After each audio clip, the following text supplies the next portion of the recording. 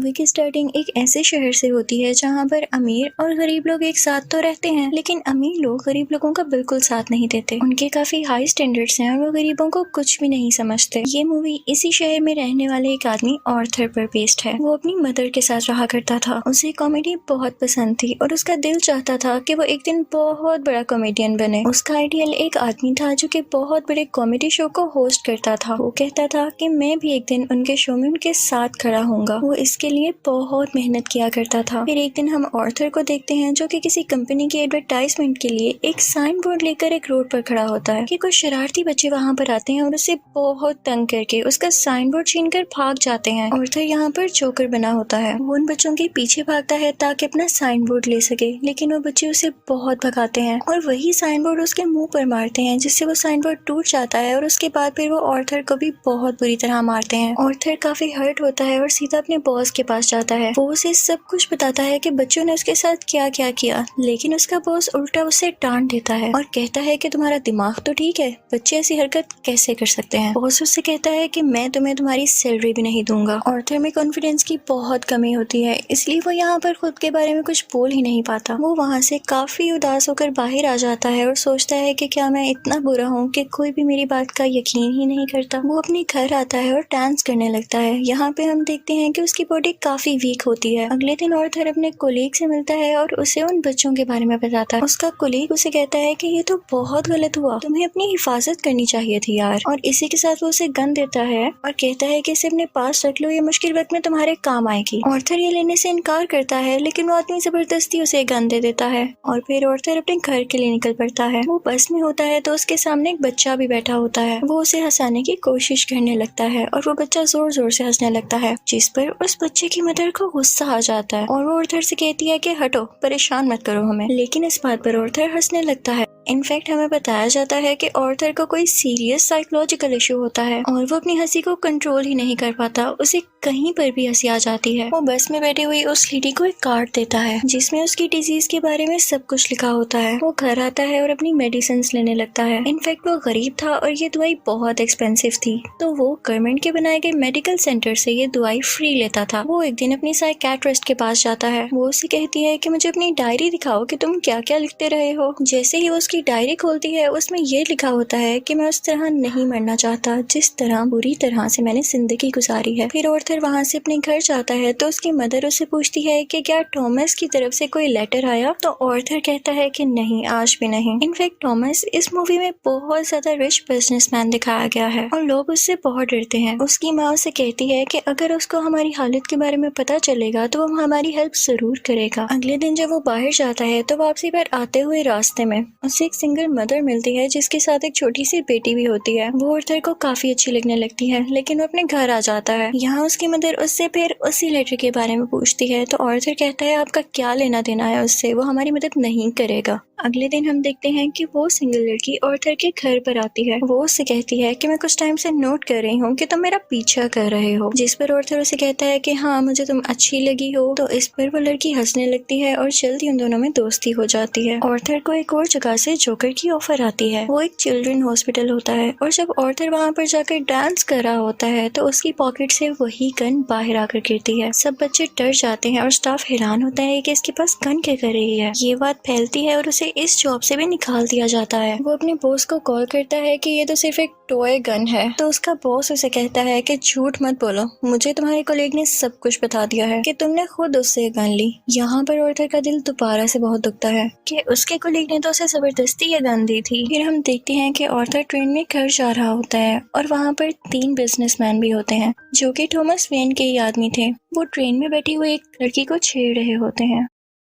Arthur को यहाँ पर अपने मेंटल डिसऑर्डर की वजह से हंसी आने लगती है और वो तीनों आदमी समझते हैं कि हम पर हंस रहा है। वो उसे बहुत मारते हैं, इतना मारते हैं कि उसके मुंह से खून आने लगता है। ऑर्थर उन्हें अपना मसला बताने की कोशिश कर रहा था, लेकिन वो तीनों उसकी एक नहीं सुनते। ऑर्थर को उन तीनों पर गुस्सा आ जाता है और अपनी गन निकाल कर उन तीनों को शूट कर देता है। वो वहाँ से ये सोचकर भाग जाता है कि मैंने 3 लोगों का कत्ल किया है। वो खुद को एक बाथरूम में लॉक कर लेता है। पहले तो वो डर रहा था, लेकिन यहाँ पर अचानक से वो डांस करने लगता है। ऐसे लग रहा था जैसे अब उसे कोई रिग्रेट नहीं और वो काफी सुकून में भी था। ऑर्थर घर आता है तो टीवी पर न्यूज चल रही होती है जिसमें थॉमस बोल रहा होता है। वो कहता है कि जिन 3 लोगों का कत्ल हुआ वो मेरे आदमी थे और उन्हें किसी जोकर ने मारा। लेकिन यहाँ पर गरीब लोग उन तीनों की डेथ का अफसोस करने की बजाय जोकर्स का साथ दे रहे होते हैं, क्योंकि वो सब जोकर्स के रूप में ही अमीर लोगों के खिलाफ स्ट्राइक कर रहे होते हैं। वहाँ से ऑर्थर अपनी साइकेट्रिस्ट के पास जाता है तो वो उसे बताती है कि हम आज आखिरी बार मिल रहे हैं, क्योंकि गवर्नमेंट ने हमें फंड्स देना बंद कर दिया है और अब के बाद मैं आपका फ्री इलाज नहीं कर सकती। ऑर्थर दोबारा से काफी टूट जाता है और उदास होकर वहाँ से बाहर आ जाता है। फिर हम ऑर्थर को देखते हैं जो कि कॉमेडी शो में लोगों को हंसाने की कोशिश कर रहा होता है, लेकिन वो ऐसा कर नहीं पाता और परेशानी में उसे जोर जोर से हंसी आने लगती है। इस वजह से उसका शो खराब हो जाता है और वो घर आ जाता है। घर आने पर उसकी मॉम उसे कहती है कि बेटा ये लेटर टॉमस के लिए पोस्ट कर दो। ऑर्थर जब ये पढ़ता है तो उसे अपनी आंखों पर यकीन ही नहीं आता। वो अपनी मदर के पास जाता है और कहता है आपने मुझसे सब कुछ क्यों छुपाया। उसकी माँ उसे बताती है कि बेटा मैंने ये जानकर नहीं किया। इनफैक्ट टॉमस और मैं एक दूसरे को पसंद करते थे और इवन शादी भी करना चाहते थे, लेकिन मैं बहुत गरीब थी और वो बहुत अमीर, तो हम सोसाइटी की वजह से शादी नहीं कर सके। ऑर्थर अपने बाप से मिलने के लिए निकल पड़ता है। जब वो वहाँ पर पहुँचता है तो उसके घर के गेट के पीछे टॉमस का अपना बेटा खड़ा होता है। ऑर्थर उसके सामने बच्चों जैसी हरकतें करने लगता है और उसे भी हंसाने की कोशिश करता है, लेकिन तभी वहाँ पर टॉमस का बटलर आ जाता है। वो उस बच्चे से कहता है कि स्ट्रेंजर से बात नहीं करते और ऑर्थर को वहाँ से जाने के लिए कहता है। ऑर्थर उससे कहता है कि मैं सच्चाई से पर्दा हटा कर ही जाऊंगा। मेरी माँ ने टॉमस के यहाँ 30 साल काम किया और वो दोनों एक दूसरे को पसंद भी करते थे और मैं किसी और का नहीं टॉमस का ही बेटा हूँ। जिस पर बटलर उसे कहता है कि तुम भी पागल हो और तुम्हारी माँ भी पागल है। उसने ये स्टोरी अपने पास से बनाई है, उसका टॉमस से कोई लेना देना नहीं है। ये सुनकर ऑर्थर को काफी बुरा लगता है और वो वहाँ से चला जाता है। ऑर्थर जब घर जाता है तो उसे पता चलता है उसकी मॉम को कोई अटैक हुआ है और उन्हें हॉस्पिटल शिफ्ट किया जाता है। ऑर्थर जब बाहर बैठा होता है तो उसके पास 2 पुलिस ऑफिसर्स आते हैं। वो उससे पूछते हैं कि ट्रेन में उस दिन जो 3 आदमी मरे क्या तुम उनको जानते हो? तो ऑर्थर आगे से कहता है नहीं, मुझे क्या पता होगा। उसे पता चलता है कि इन पुलिस ऑफिसर्स ने उसकी माँ से भी सेम क्वेश्चन किया था, जिसकी वजह से उसकी मॉम को अटैक हुआ। वो अंदर अपनी माँ के पास आ जाता है और वहीं पर वो सिंगल मदर भी होती है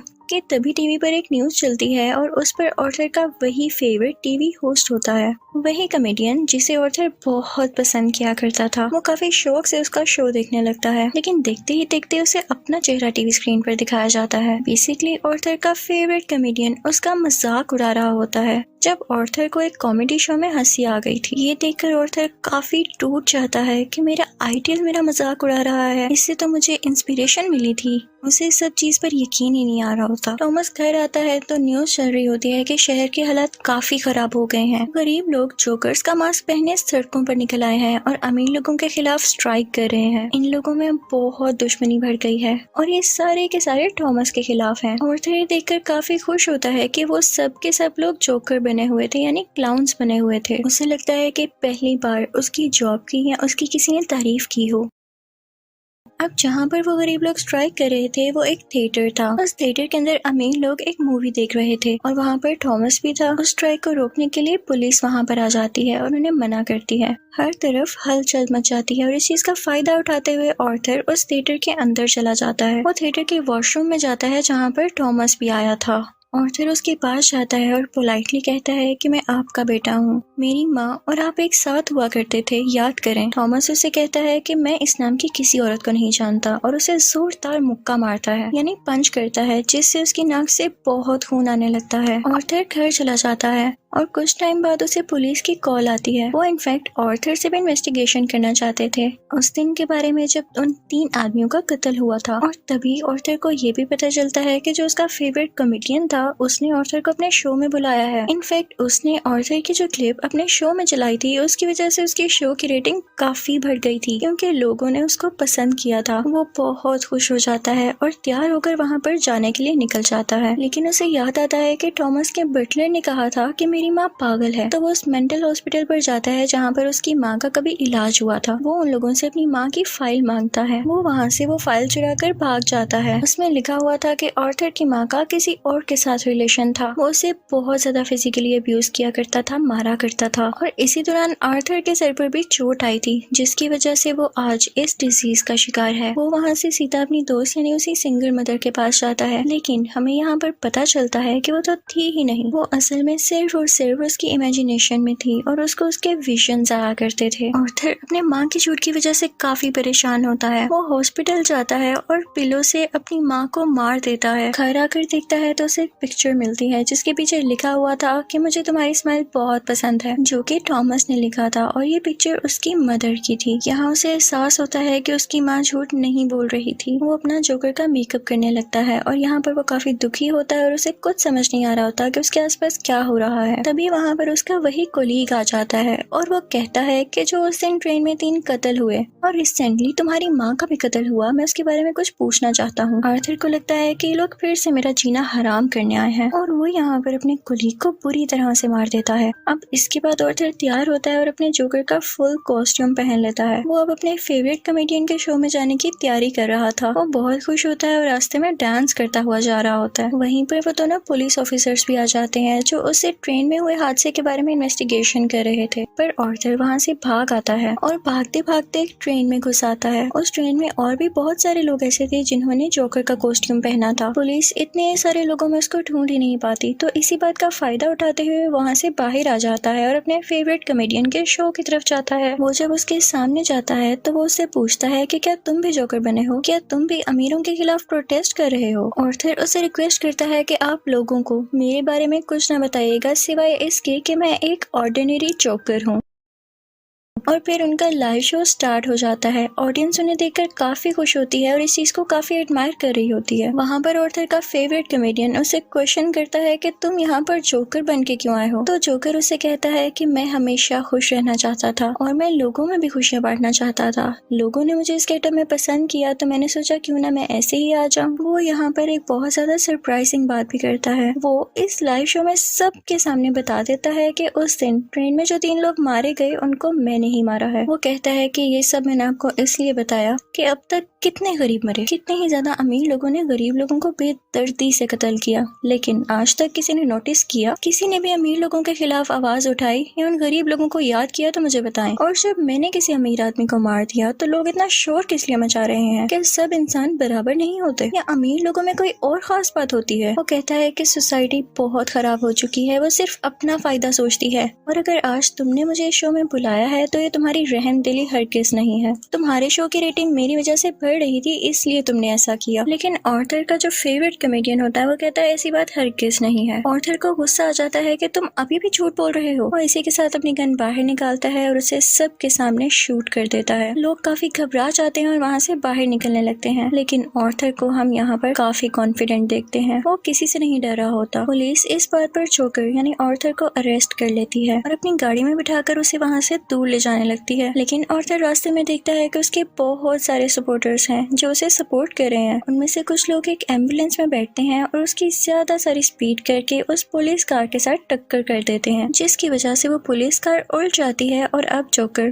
बाहर आ गया था। वो उन सब लोगों में शामिल हो जाता है और उसी कार के ऊपर आकर खड़ा हो जाता है। सब लोग उसे यहाँ पर देख पा रहे थे और उसे चीयर कर रहे थे। उसके मुंह और नाक से काफी खून आ रहा था, लेकिन वो उसी खून से अपनी स्माइल बना लेता है और हाथ फैलाकर जोर जोर से हंसने लगता है। ये इनफैक्ट एक ऐसी स्माइल थी जिसके पीछे गम, तकलीफ और दुख छुपा हुआ था। वो अब उन सब लोगों का हीरो बन चुका था और वो यहाँ पे काफी खुश था कि लोग फाइनली अब उसे तारीफ कर रहे थे, उसे अप्रिशिएट कर रहे थे। दूसरी तरफ हम थॉमस को देखते हैं जो कि अपनी प्रेजेंट वाइफ और अपने बेटे के साथ ये शहर छोड़कर जा रहा होता है, लेकिन तभी साइड पे खड़ा एक जोकर उन लोगों को शूट कर देता है, लेकिन वो उनके बेटे को कुछ नहीं कहता। फिर सीन चेंज होता है और हमें आर्थर यानी जोकर एक साइकियाट्रिस्ट के पास दिखाया जाता है। वो वहाँ पर भी हंस रहा होता है, तो वो साइकियाट्रिस्ट उससे कहती है कि तुम बिला वजह क्यों हंसते रहते हो। तो आर्थर उससे कहता है कि आप इस फीलिंग को कभी नहीं समझ पाएंगी, और ये कहकर वो वहाँ से बाहर आ जाता है। उसके जूतों के नीचे खून लगा हुआ था, जिससे ये जाहिर होता है कि एक अच्छा इंसान